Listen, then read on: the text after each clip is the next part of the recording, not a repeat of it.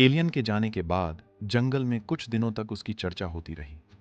कालू बंदर तो जहां भी जाता अपनी आंखों देखी घटना सुनाने लगता। सभी जानवर आश्चर्य में थे। आखिर वह एलियन कौन था? क्या वह फिर आएगा? एक दिन कालू बंदर उसी जगह पहुंचा जहां एलियन उतरा था। उसने देखा कि वहां जमीन पर एक अजीब चमकदार निशान बना हुआ था। जैसे ही उसने उसे छूने की कोशिश की, अचानक रोशनी चमकी और कालू हवा में ऊपर उठने लगा। वह डर के मारे चिल्लाया, लेकिन तभी रोशनी धीरे धीरे मध्यम हो गई और कालू वापस जमीन पर आ गया। तभी आसमान में वही चमकदार यान फिर से दिखाई दी। देखते ही देखते यान नीचे उतरा और उसमें से वही एलियन बाहर आया। लेकिन इस बार वह अकेला नहीं था।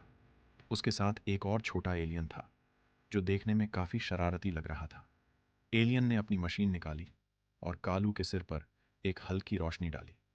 अचानक कालू को अजीब महसूस हुआ। अब वह एलियन की भाषा समझ सकता था। एलियन ने कहा, नमस्ते, मेरा नाम जोगू है। मैं दूसरे ग्रह से आया हूँ। ये मेरा दोस्त टॉमी है। हमने देखा कि तुम बहुत बहादुर और जिज्ञासु हो, इसलिए हम तुमसे दोस्ती करना चाहते हैं। कालू की खुशी का ठिकाना नहीं रहा।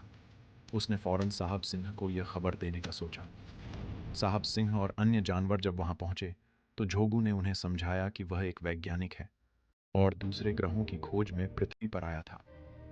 उसने जंगल को और हरा भरा करने के लिए एक खास बीज भी दिया, जो कहीं भी बो दिया जाए तो तेजी से बड़ा हो जाता है और खूब सारे फल फूल देता है।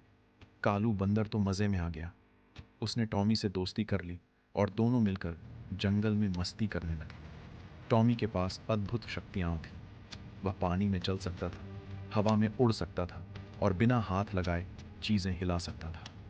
कुछ दिनों तक जोगू और टॉमी जंगल में रहे।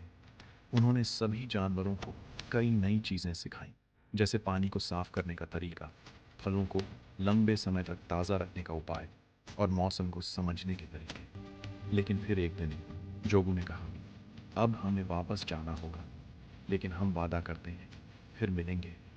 टॉमी ने जाते जाते कालू को एक छोटा चमकता हुआ पत्थर दिया और कहा, अगर कभी मुसीबत में हो तो इसे पकड़कर आसमान की ओर देखना, हम तुरंत आ जाएंगे। एलियन चले गए, लेकिन उनकी यादें जंगल में रह गईं।